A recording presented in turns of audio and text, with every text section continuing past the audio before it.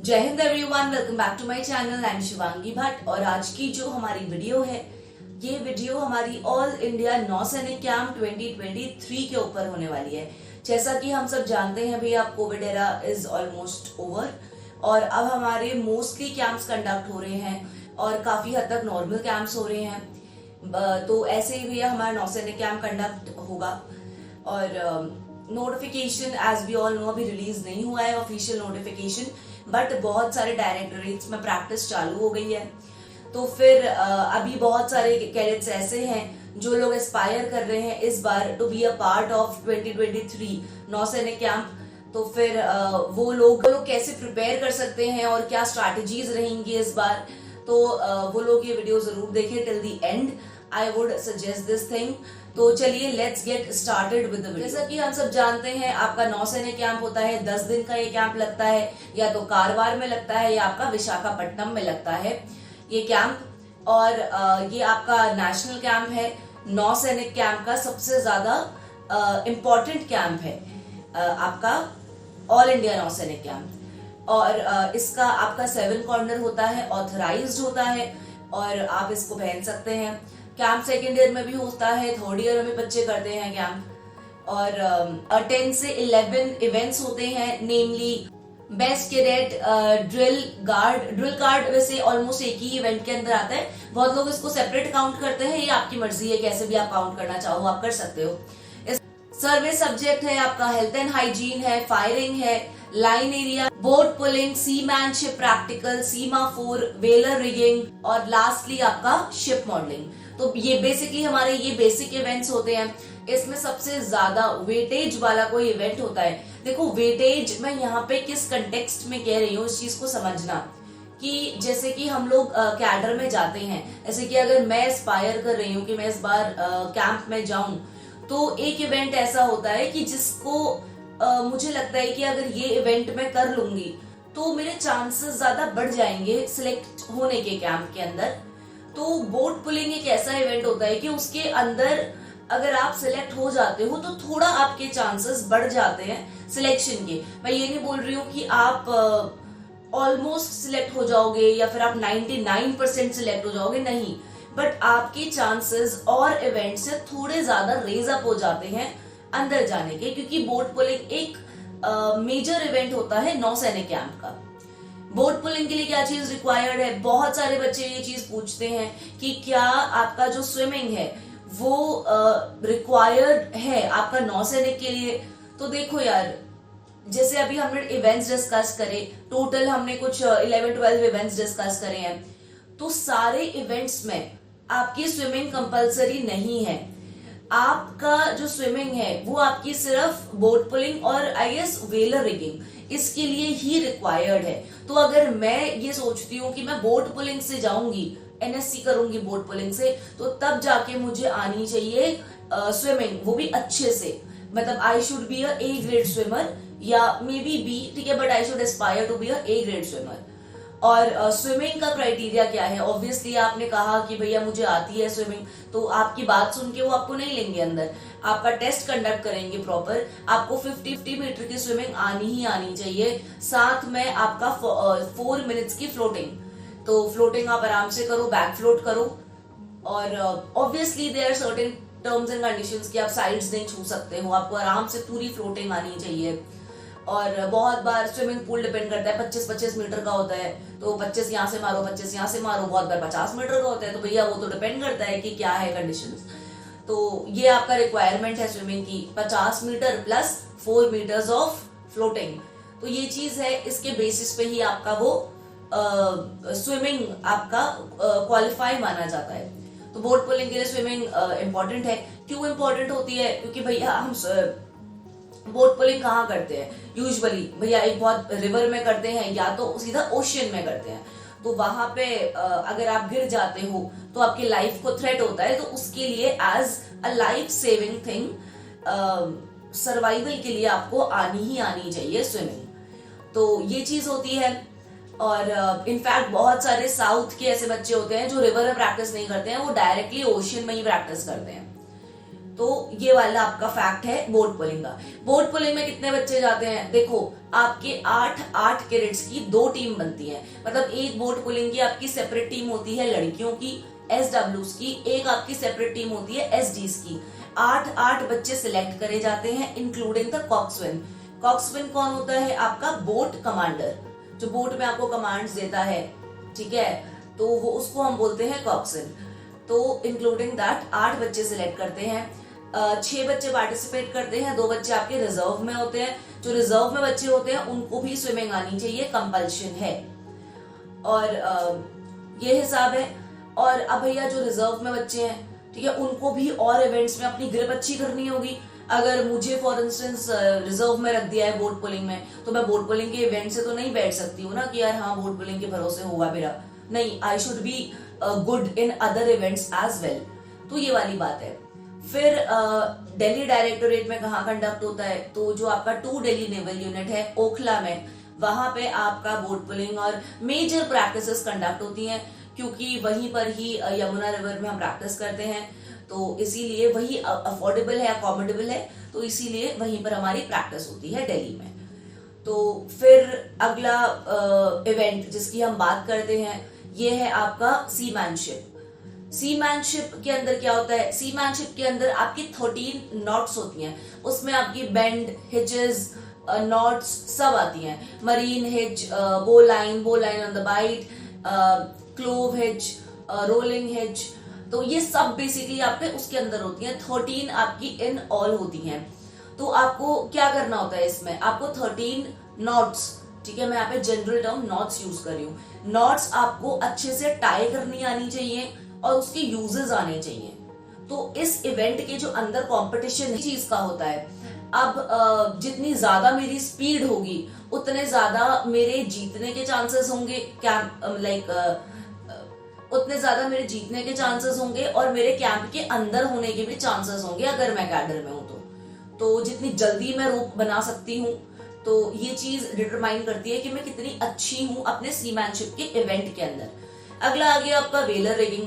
Velar rigging भी आपका 6 बच्चों की टीम होती है। इसमें 1 या 2 लड़कियां होती हैं, ऐसा नहीं होता कंप्लीटली बॉयज का होता है, बट मेजरली जो सेल प्रिपेयर करते हैं और मेजरली बॉयज का इवेंट होता है, तो इसको मैं बोलूंगी लड़कियों को कि इसको एज अ इवेंट वो ना गिने, बाकी इवेंट्स में वो पार्टिसिपेट करें, इसको एज अ इवेंट ना गिने। ये तो भैया लेट्स से कि उन्होंने किसी को भी ले लिया एट द एंड टाइम। तो वेलर रिगिंग होती है, ठीक है भैया, अपनी मसल पावर अच्छी करके चलना। इनफैक्ट बोट पुलिंग के लिए भी आपकी मसल में स्ट्रेंथ होनी चाहिए, तभी आप ओर्स पुल कर पाओगे, क्योंकि ओर्स आपके बहुत भारी होते हैं। ओर्स वो बड़े बड़े चप्पू होते हैं, ठीक है, जिसको मूव करते हैं ना, जिससे आपकी बोट हिलती है, बोट आपकी आगे बढ़ती है, बड़े बड़े चप्पू, उसे ओर कहते हैं। फाइन, तो ये है आपका बोट पुलिंग का हिसाब। तो ये आपका हो गया।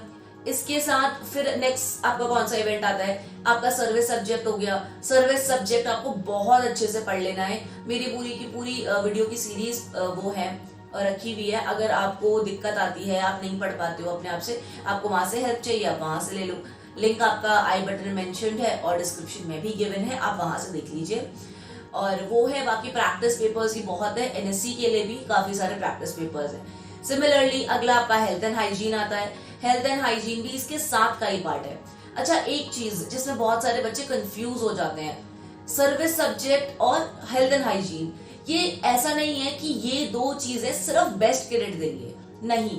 एनएससी में क्या हिसाब है ना, सर्विस सब्जेक्ट और हेल्थ एंड हाइजीन, ये ऑलमोस्ट 80% बच्चे जो कैंप में जा रहे हैं, ऑलमोस्ट 80% बच्चे सर्विस सब्जेक्ट और हेल्थ एंड हाइजीन देंगे। तो इसलिए आप ऑब्जर्व करते होंगे कि जब कैडर्स में आप जाते हो तो आपकी पूरी प्रैक्टिस के बाद आपको सीओ सर भी बहुत बार पढ़ाते होंगे, मटेरियल मिलता होगा, आपकी पढ़ाई की क्लासेस लगती होंगी, थ्योरी क्लासेस, और आपको अच्छे से पढ़ाया जाता होगा।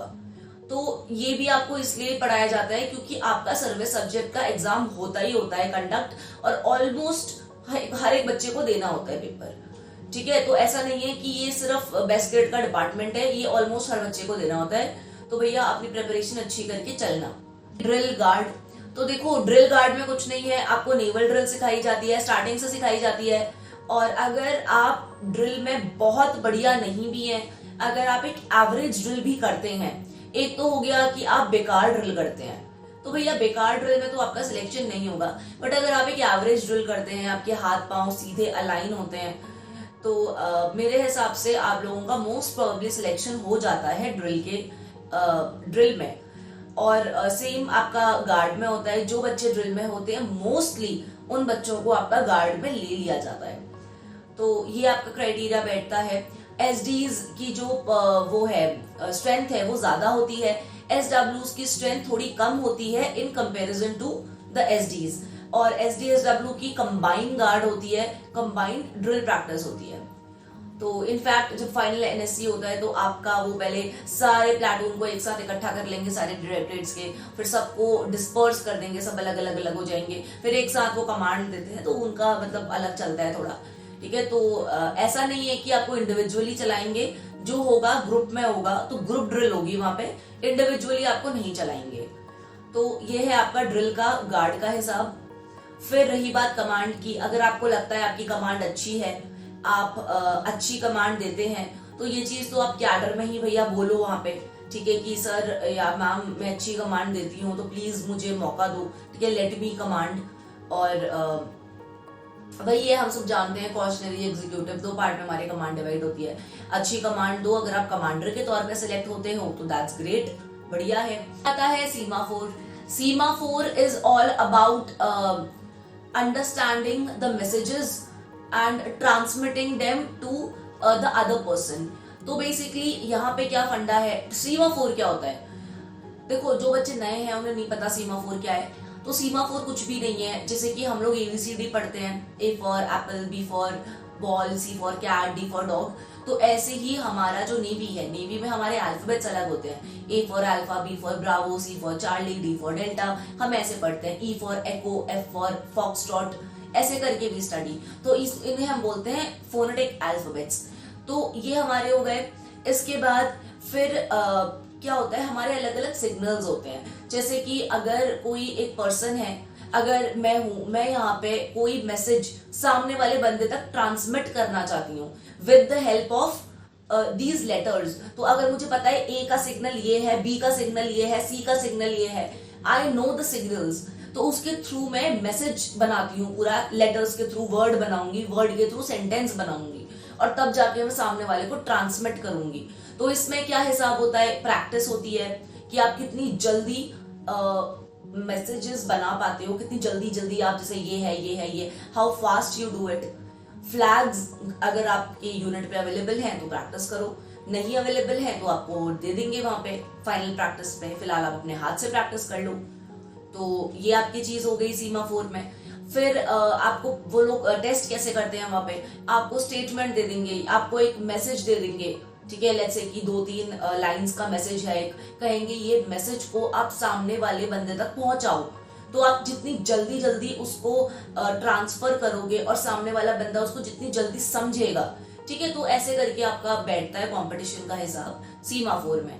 तो ये आपका सीमाफोर के लिए हो गया, मतलब वही है हिसाब कि you need practice in each and every of the things. And firing हो गई।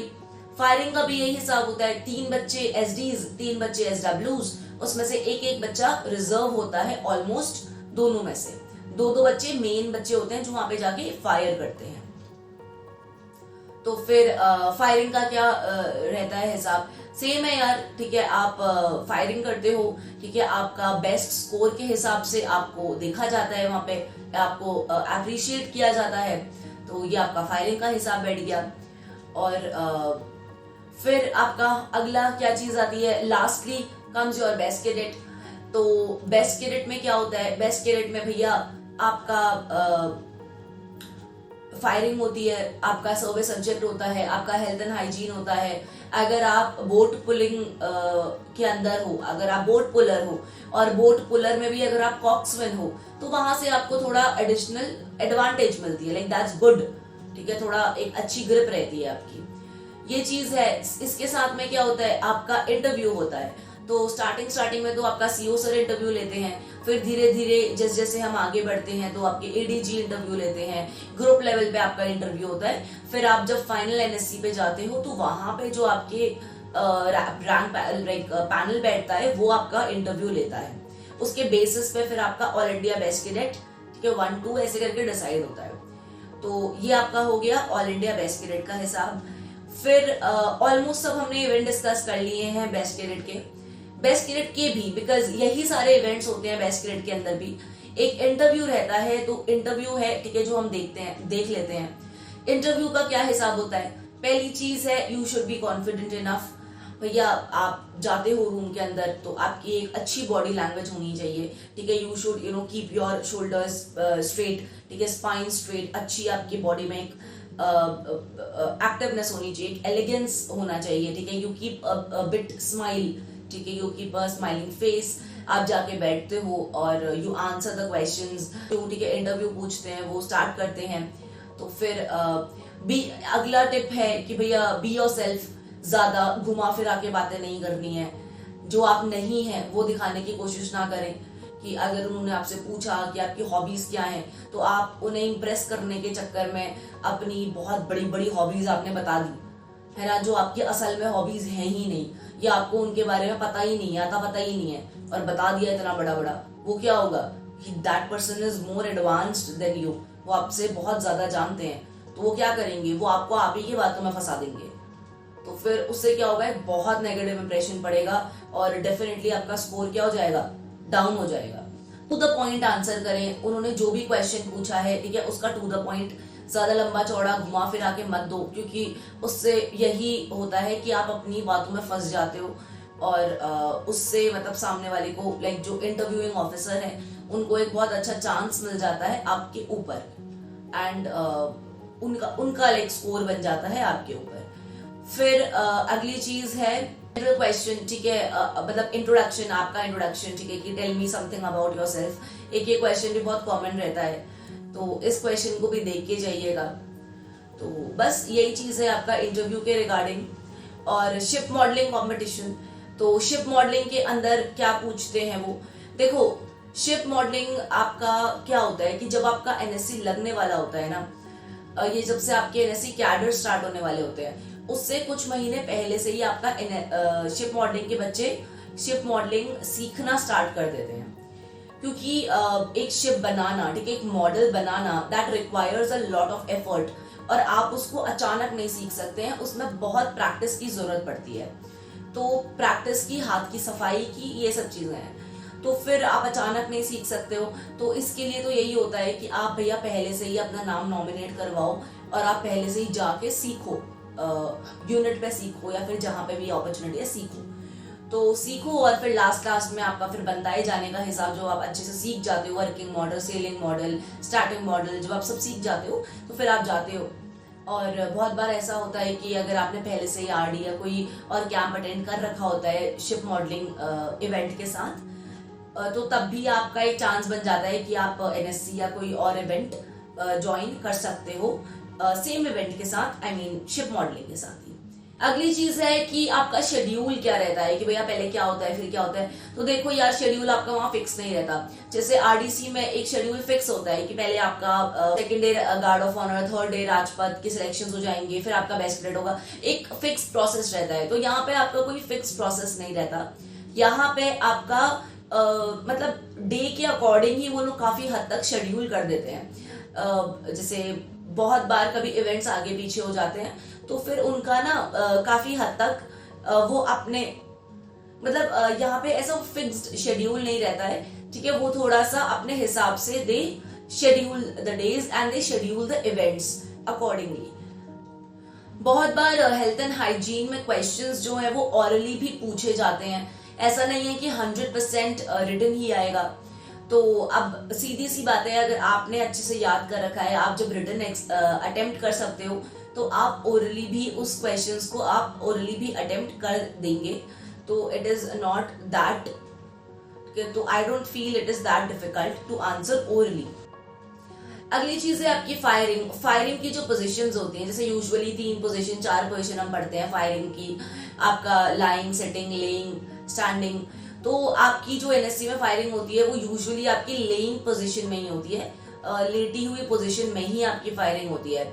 तो कहीं ना कहीं एक अच्छा सिग्नल भी है, बिकॉज आप एक ही पोजीशन में आप फायर करते हो तो फिर बार बार अलग अलग पोजीशंस में भैया दिक्कत नहीं होती है।